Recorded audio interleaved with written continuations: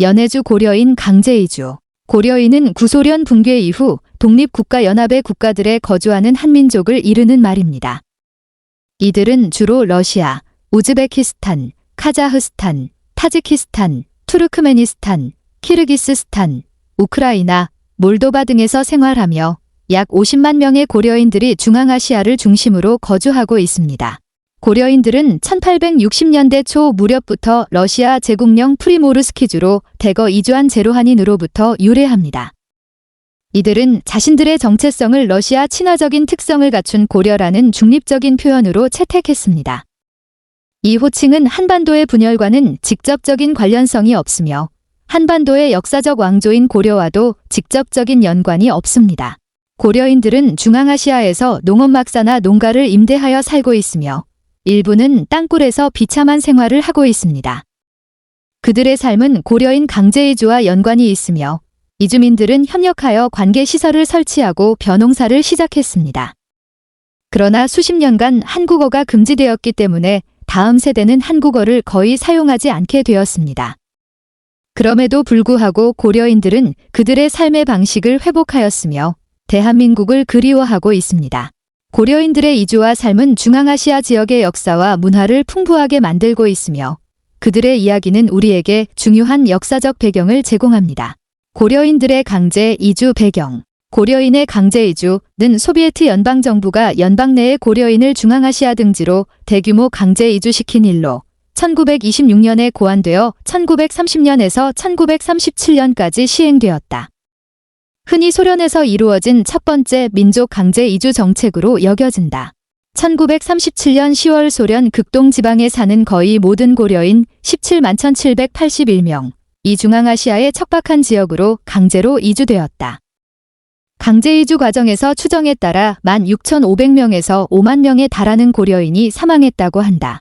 1929년부터 시작된 제1차 5개년 계획의 실시는 소련의 경제가 거족적인 발전을 가져오게 하였다. 그러나 동시에 이 시기 소련의 국제 환경은 전보다 훨씬 날카로워지기 시작했다.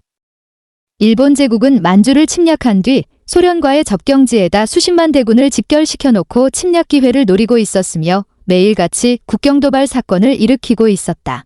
이런 형세 하에서 소련의 지도자들은 극동 지역에서 살고 있는 고려인 문제에 주의를 돌리기 시작했다. 당시 그들이 문제로 생각한 것은 다음과 같다. 1. 지금의 국제 형세로 보면 일본군이 소련의 극동을 침범할 위험이 박두해 오고 있다. 2. 일본 첩보기관에서 고려인들을 매수하여 간첩으로 보내고 있는데 일본 사람과 섞이게 되면 붙잡기 어렵다. 그리고 고려인들이 일본 당국과 내통하여 일본이 극동지구에 대한 침략을 의도할 수 있다는 것이다. 1934년부터 극동지구 고려인들 속에서도 딜본 간첩과 지민의 공적을 잡아내는 숙청운동이 시작되었다. 러시아 극동지방의 고려인들은 구소련의 국경 소수 민족 중 큰 무리에 해당되었고 1920년대와 1930년대의 한국은 일본의 강제 점령하에 있었다. 이들은 19세기 중엽 이후부터 가난한 농민들이 삶의 터전을 찾아 국경을 넘어 이주하면서 서서히 형성되었다. 고려인의 유입은 일제강점기인 1920년대 초에 두드러졌다. 1917년, 1926년에는 고려인들이 거의 17만 명으로 3배로 늘어났고 블라디보스토크 농촌 인구의 4분의 1을 넘었다. 이러한 상태에서 구소련의 소수민족에 대한 정책으로 러시아 동부의 고려인 집단을 위한 자치령 설립이 모스크바에서 논의되었으나 토지에 대한 경쟁을 우려한 지역 러시아인들의 반대와 일본에 대한 외교정치적인 고려로 1925년에 최종적으로 거부되어 결과적으로 그 반대의 정책이 등장하였다. 하지만 그보다 작은 지역 단위에서의 고려인 자치권은 허가되었고 한국어 학교와 신문이 설립되었다. 또한 이러한 정책 노선은 국경 너머의 일본의 속박과 대조되는 구소련의 소수민족에 대한 모범적인 정책으로서 제시되었다. 한편 중앙정부는 1926년 12월 6일 채택된 비공개 계획을 승인하였다. 이는 구소련을 따르지 않는다는 의심이 있는 하바롭스크 북부에 거주하는 8만 8천 명의 고려인의 절반을 이주시키는 것이었다. 이러한 이주 정책은 정치적, 재정적인 여러 가지 이유로 1930년 이전까지는 시행되지 않았으나 1930년을 시작으로 충성심이 충분히 입증되지 않은 고려인들은 북쪽 지방으로 강제로 이주되었다. 초기에는 작은 숫자였으나 이것이 종종 구소련의 첫 번째 민족 청소로 여겨지기도 한다. 소련 당국은 1935년부터 3년 동안 2,500명의 고려인을 일본 간첩 밀환 혐의로 총살하기도 했다. 대규모의 이주는 일본의 침략의 구실이 될 수 있다는 우려로 1937년까지 연기되었다. 고려인들의 대규모 강제 이주.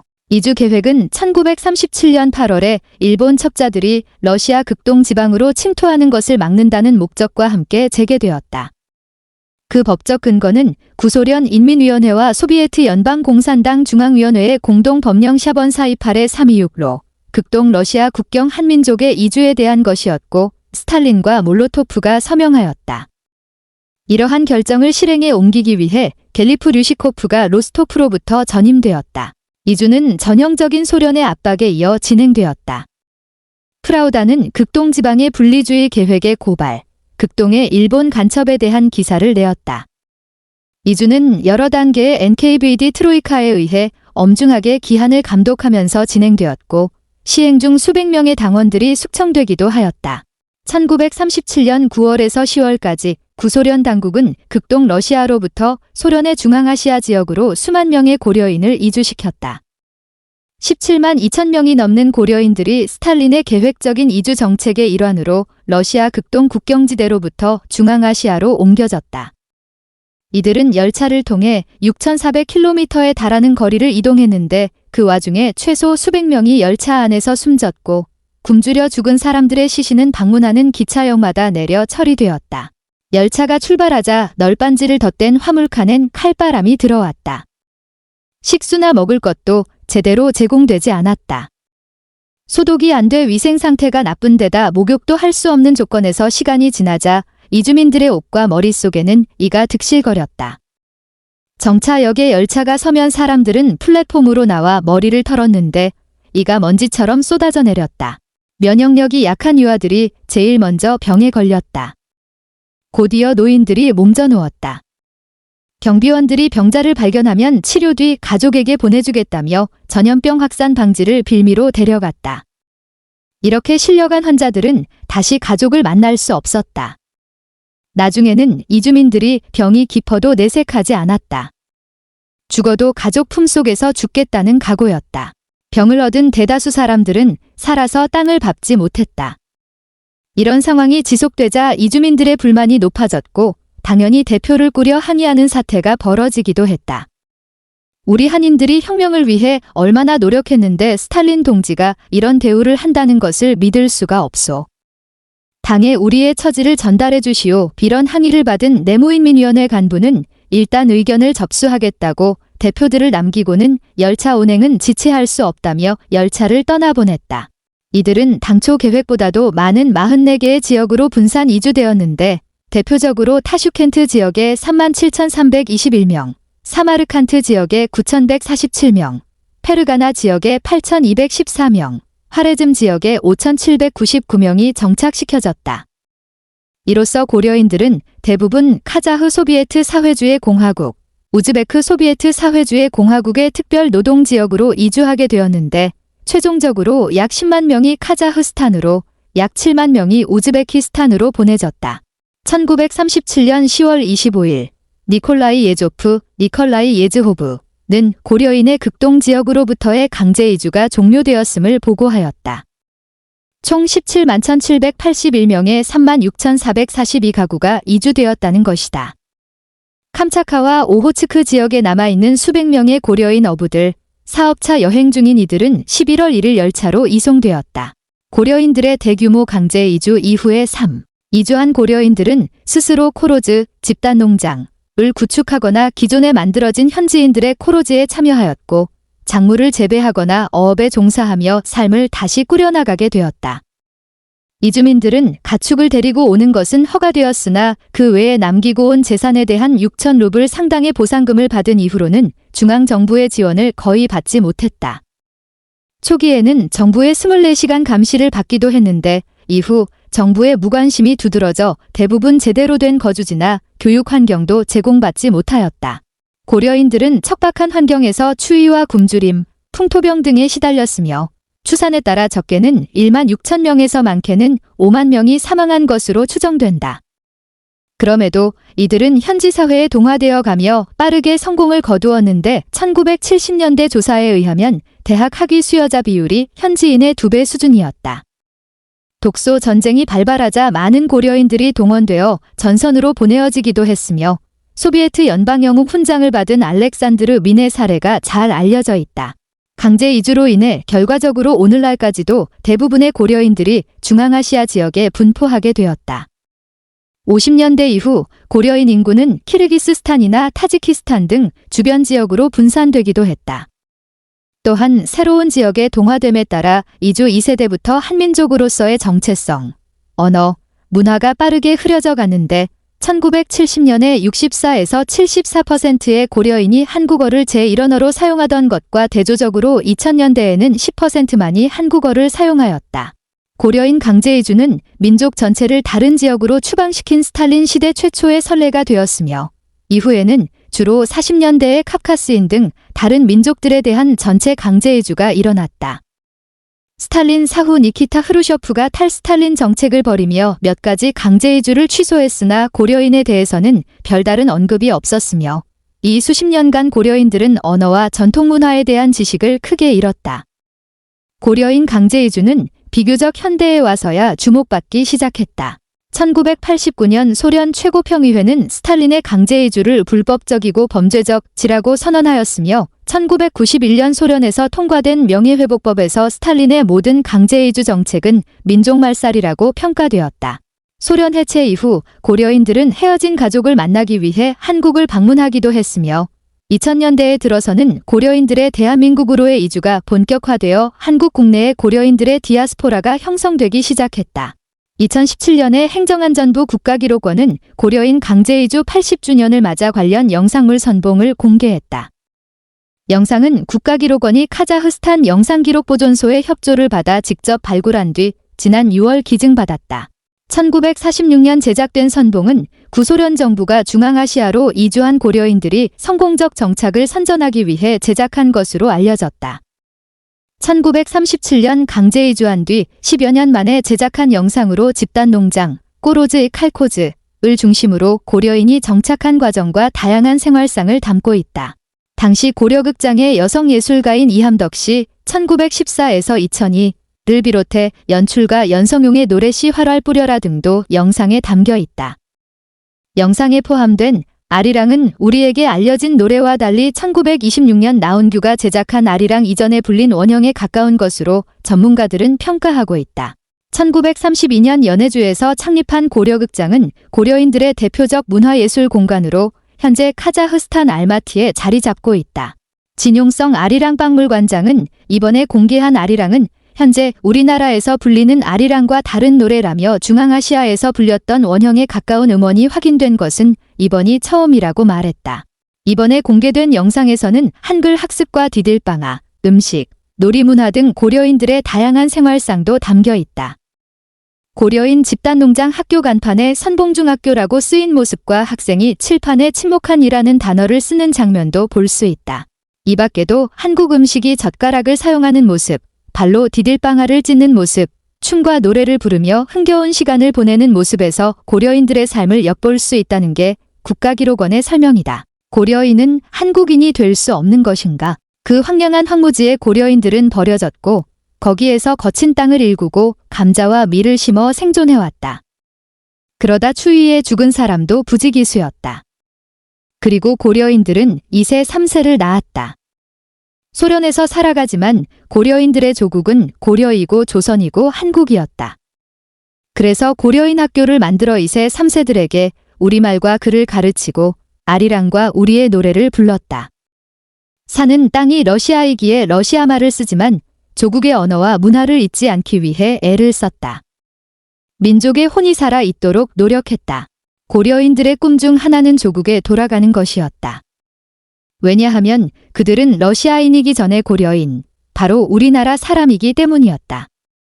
얼굴도 문화도 같은 그들이 조금 다른 것은 우리말에 익숙지 못하다는 것뿐이었다. 그 고려인들이 2010년 전으로 고향 한국으로 돌아왔다. 그러나 평생을 그리워하던 그들의 조국은 고려인들에게 호의적이지 않았다. 말을 잘 못하기에 일자리를 찾기 어려웠고 겨우 잡은 공장이나 일터에서는 임금을 체불하거나 성희롱을 하거나 핍박의 대상이 되곤 했다. 그들이 모여 사는 곳은 범죄의 사각지대가 되기도 했다. 더 심각한 문제는 고려인들의 국적과 비자 문제다. 고려인 1세들은 강제로 조국을 떠난 것이고 조국의 국적을 포기한 적이 없다. 그리고 그들이 낳아 기른 자녀들은 2세든 3세든 4세든 우리의 민족이며 동포의 자격이 분명하다. 고려인들의 국적 회복과 국적 취득은 갈수록 어려워지고 있다. 특히 4세 이후로는 더욱 더 그렇다. 중앙아시아 국적 고려인은 3년마다 출국해서 다시 절차를 밟아 방문 취업 비자 H2를 갱신해야 입국할 수 있다. 19에서 24세의 고려인 4세, 5세들은 재외동포법상 외국인으로 분류되어 있다. 우리나라에 와 공부하거나 일하고 있어도 비자 문제 때문에 유효기간인 3개월이 넘으면 러시아에 다시 갔다 와야 한다.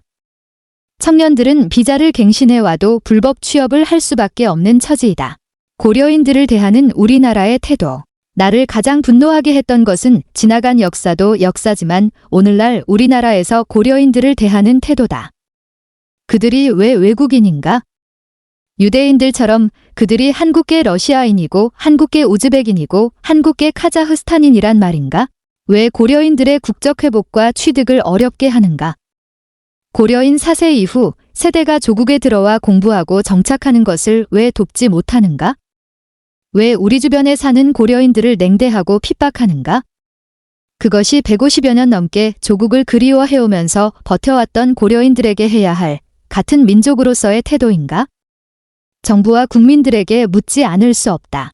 고려인들의 국적 문제에 대해 벌써 10여 년째 말만 하고 특별법 하나 제정하지 못하는 국회의원들에게도 당신들이 정말 민족에 대해 아느냐고 묻고 싶다. 고려인이 한국 경제를 어렵게 해서인가? 고려인을 품으면 민족의 외연이 확장되는 더 큰 우리의 자산이 아닌가? 왜 그런데 그들을 못 살게 하나? 그래서 고려인들은 외치고 있다. 나는 고려인이다. 다행히도 광주는 고려인들의 고향이 되고 있다. 지금 4천여 명의 고려인들이 광주에 산다. 그들은 고려인의 타운을 만들었고 고려인 학교를 만들었다. 고려인 방송을 만들고 고려인 커뮤니티를 광주에 만들었다. 처음에는 쉬운 일이 아니었지만 초기에 새날학교, 교장 이천영 목사와 기독교 방송 등이 고려인들을 도왔다. 2013년에 홍인화 시의원 등이 주축이 되어 전국 최초로 광주시 고려인 주민지원 조례를 제정했다. 기독교나 불교, 종교단체, 시민단체가 나서 이들을 돕고 있다는 게 가슴이 아프다. 도대체 정부는 무엇을 하고 있을까? 강제이주 86년 고려인들 법적 지위 개선해주길. 지금 고려인들은 광주에서 많이 살고 있으나 경기도 안산을 비롯한 전국 각지에 흩어져 있다. 광주시가 인권과 평화의 도시 이미지처럼 고려인들에 대해 보다 앞서 나가는 고려인을 품는 정책과 문화를 펴고 있지만 아직 미흡하다. 또한 전국적으로 산재해 있는 고려인들의 처지는 매우 어려운 상태로 확인되고 있다. 이용빈 의원은 재외동포는 제한 외국인 가운데 가장 큰 비중인 40%를 차지하지만 법적 근거가 미비해 결혼 이민자나 외국인 근로자보다 상대적 소외를 당하고 있다며 법 개정은 국내외 소외된 동포들에게 자긍심과 소속감을 줄 수 있을 것이라고 말했다. 고려인 이주가 시작된 것 자체가 조선과 우리 정부의 무능과 부패, 내민의식의 결여로 초래된 산물인 만큼 그 후손들의 유랑과 순환은 우리에게 가슴 아픈 역사적 부채로 상속됐다. 극심한 어려움에 처한 그 후손들에게 우리 옆자리를 내어주는 것이 빚진 마음을 조금이라도 덜어내는 길이다. 러시아가 우크라이나를 침공하고 가족이나 지인이 있는 대한민국으로 오는 고려인들이 갈수록 많아졌다. 초기에는 서류가 제대로 갖춰지지 않을 경우 정착하는 과정이 쉽지 않았는데 지금은 전쟁이라는 특수성 때문에 정착을 위한 지원들이 많아지고 있다.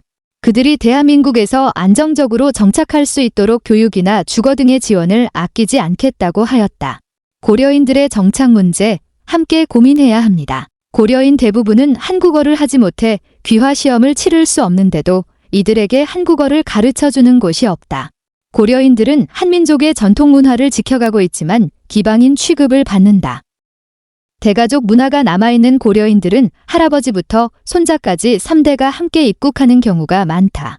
부모와 함께 국내에 정착한 고려인 4세들은 대한민국 국적을 보유했던 자의 손주 3세대까지로 제한하고 있는 현행법령에 따라 재외동포로 인정받지 못한다.